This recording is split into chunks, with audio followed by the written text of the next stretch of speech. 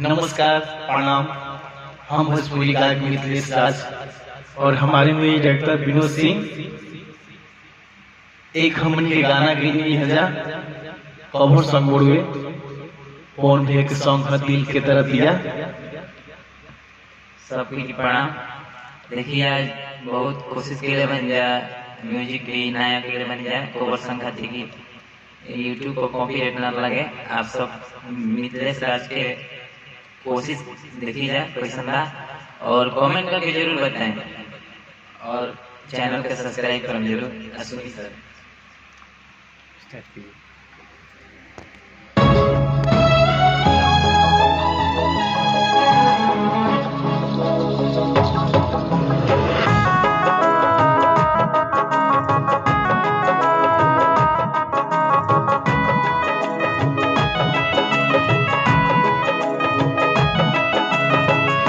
दिल की दर्दिया के दवाइयो ना भेटाता छोने छोने यही हो दादा जनिया पे जाता।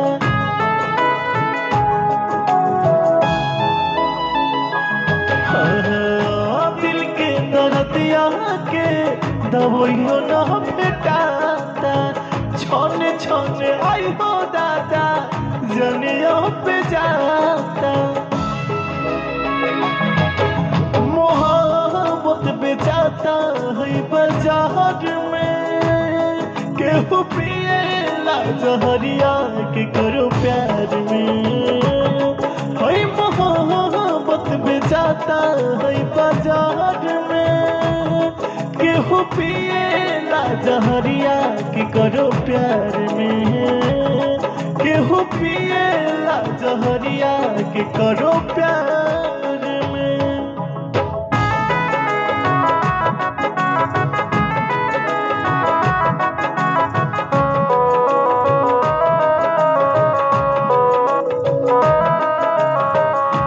छने करे जा दिल के तनी नहीं आराम जी कहे के बनौला है मोहब्बत राम जी।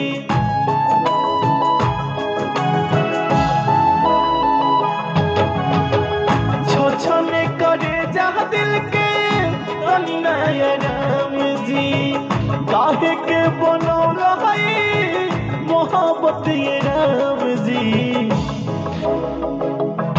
सारा सपना बन के आंसू बहे धार में केहू पिएला जहरिया के करो प्यार में है मोहब्बत बेचाता है बाजार में केहू पिएला जहरिया के करो प्यार में केहू पिएला जहरिया के करो प्यार।